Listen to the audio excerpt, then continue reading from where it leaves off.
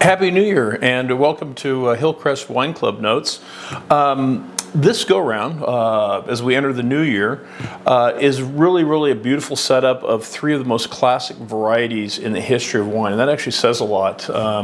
We know wine's been made for about 7,000 years, and there are somewhere between 4,000 and 8,000 grape varieties. So we're going to taste through our kind of reserve style Pinot Noir, the 2020 vintage. Then we're going to have the same vintage, but from Fitou, which is down in southwestern France, what's known as the Languedoc-Roussillon. And we'll talk a little bit more about where that is within France. And then finish up with like a super select Riesling off of what they call the Lay. And we've talked about this before. The Lay is within the great hillsides of Germany, the very top spot, very rarely bottled as its own wine. So with that, let's move on. So the first wine that we're going to taste is our 2020, I say reserve. I don't really make a reserve in the case of Pinot Noir, but this is a super select of 4 barrels from that vintage. 2020 was super beautiful, very kind of even vintage, not too hot, not too cold, where you got a lot of flavor development. And the 2020 vintage had both kind of power and richness, but it also had this beautiful kind of bright acid, which is something that, we oftentimes talk about like good vintage, bad vintage. Oftentimes a vintage will play into a winery style, and it's very much kind of our style, not hyper right, but fresh, but power and depth at the same time. This is only the second time that we've used this label. This label we used in the 2017 vintage for the first time, which was the 50th anniversary of Richard Summers' historic bottling of the 1967 Pinot Noir, the first Pinot Noir ever made in Oregon.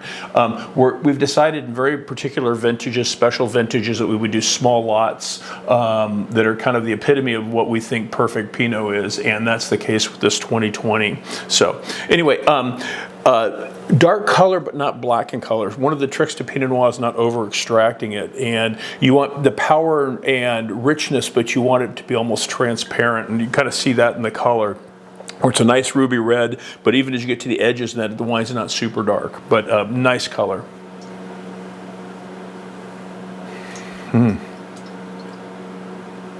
First thing that strikes me is like a raspberry fruit. It's got this really beautiful kind of like sweet red fruit, and then you get a little bit of like acid in the nose that makes you kind of salivate in anticipation of tasting it. And then right behind that is this beautiful like sweet smoky wood component to it, which is, there are 2 particular barrels that I used on this wine, and one of them it tends to tighten up that red fruit character a little bit, and the smokiness almost is like,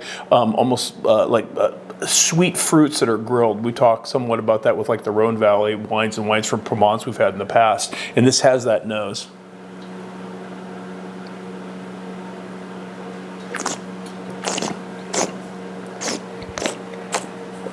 So tender volume, kind of full. This wine, we did the 2020 Les Combes Pinot Noir. This has a little bit more structure, a little bit more power, and so almost a year longer in barrel, so it's a little bit more kind of integrated. This wine was nearly 3 years in barrel, and I get this length of fruit. Right now I'm just kind of getting into the wood. So one of the ways that we identify really high quality wines is every wine in the world, when you taste it, the first thing you taste is that sweet fruitiness, and how long it takes to transition from that fruitiness to where either the flavor completely dissipates or you move into like the wood flavor, which is a flavor of course we add to wine. But very long in the palate. Definitely a wine that's meant to age. This wine probably has easily another maybe 8 to 10 years comfortably in front of it. So hopefully you enjoy that. That's beautiful.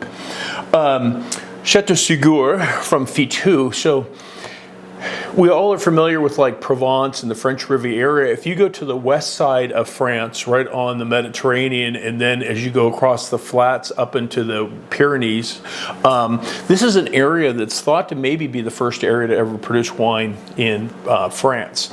We know that the Greeks kind of anchored themselves there. They brought vines with themselves, including into this village, Fitou, which is a wine-growing village, very small, about 500 people. Later on, the Romans, by like the 1st century BC, the Romans were in there producing wine, and literally through Fitou, this little tiny village, actually the road from Spain went all the way across France to Rome. So this would have been an area of significant Roman dwellings and farms and that. And today, it's a very interesting area. Usually in an appellation in France, which Fitou is, it's in one consistent piece. And that here you have two separate pieces. One is closer to the Mediterranean, which tends to be a little kind of flat, a little bit more humid, a little bit warmer. And then this comes from an area inland as you get into the foothills. And people talk about in America, and even the license plate says it, New Mexico, the land of enchantment. Southwestern France, if you've never been there, is the land of enchantment. For political reasons, we don't know a lot about it. There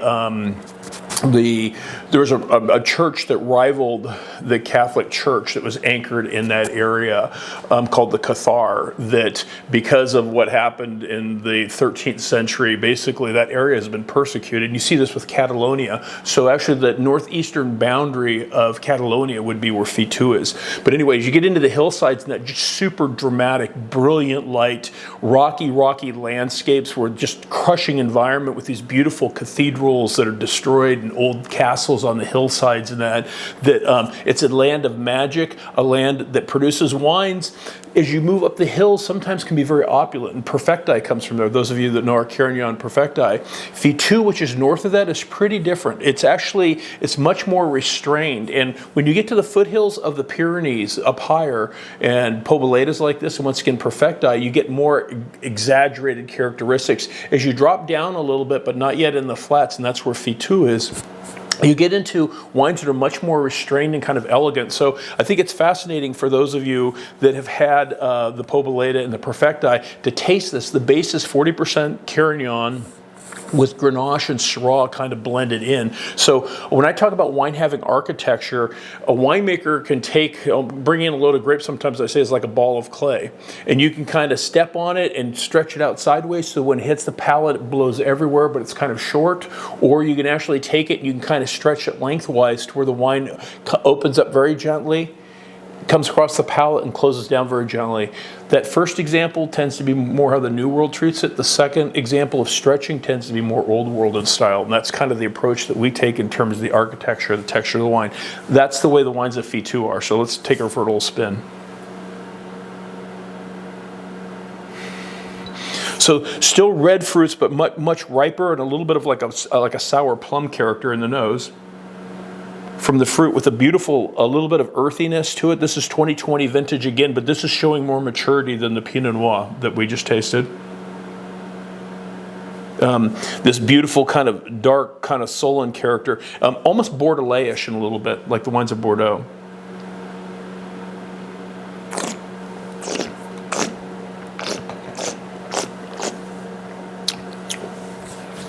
Beautiful, beautiful weight, nice transition. As we go through the different elements of the wine, from the fruit to the acid, to the oak, to the tannins, just kind of one. This wine drinks really, really beautifully today. This area just north of it is an area called Corbière, and Fitou and Corbière share a lot in common. And in the early 1900s, excuse me, there were some of the top wines in the world came out of that area, and once again, kind of forgotten about. So this is very much kind of a connoisseur's area if you want to go looking for exciting things, including some of the brilliant whites that they have out of that area. Anyway, super beautiful one. This bottling, Viognier, means the old vines. This is a super selection off of 50 acres of vineyards. So it's something very, very, very special. And I hope you love this wine. It's actually, the first time I tasted it, it knocked my socks off. And so it tastes every bit as good today. So to finish up with my love affair with Riesling. This is a wine that up until probably about a year ago tasted still kind of rough. It's 2018 vintage. So we oftentimes think about, white wine, 1 or 2 years and that. This wine's still probably 3 or 4 years away from actually kind of building up onto the plateau that'll last many, many years. But the lay, once again, the great vineyards of Burgundy and many parts of the world, Mosel Valley, are in the middle of the slope where it's kind of not too hot, not too cold, thin soils, but a little bit of topsoil to kind of maintain moisture levels and that. But the real magic in the Mosel is you'll have these outer areas of outcropping of the rock, where you have this kind of these little spindles of rock that stick up. People might plant 100 vines here, 200 vines, 300 vines over here. Those tend to make the most brilliant wines for those producers. Now they're typically blended in with other top vineyards in that same section of the hillside. This is a pure bottling of just what we call the lay, L-A-Y. So this is from a dear friend of ours that we make wine with, Marcus Ranieri, and this is 2018 vintage, which is a spectacular vintage, has beautiful, beautiful acidity, and and actually, before I even actually take it for smell and taste, the color, it's beginning to golden up a little bit. That shows you a little bit of this wine just beginning to kind of evolve and pick up some more mature characteristics. So, right off the bat, I pick up beautiful kind of green apple.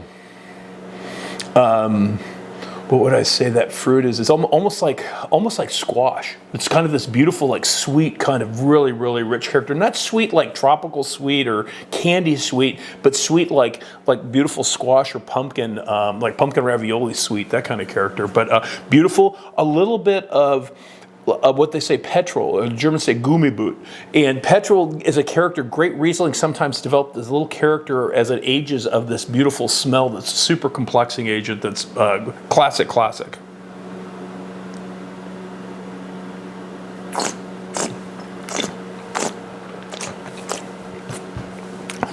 Good for breakfast. The reason I love Riesling, it dances on your palate. This wine has power, it has brightness, elegance, beautiful acidity. My backsides of my tongue right now are kind of drying up. It has a fatness to it without being heavy. It's got a weight like in the middle, but not kind of everywhere where the wine is too much. And then a minerality. When we talk about minerality in Riesling, we often talk about like a stony character, almost like wet river stone or something, like backsides of the tongue. And this wine has tons and tons of that. And once again, this is coming from the hillside with the rock. The more rock you get in a vineyard, typically the more character you get like this. Baby wine. This wine drinks really nice right now, but it's just we've just cracked the outside of it. This is a wine has probably another 10, 15 years easy on it, but super, super beautiful. So with that, I'd like to say, we hope you all have a very, very happy New Year. We hope it's a nice vintage here in the Umpqua Valley. Last year, we had a spectacular vintage. I'd take another one of those again. But we very much appreciate your support of our family's dream in making this life possible to benefit ourselves and people that are here in our area. So to that, the genie in the bottle. Cheers.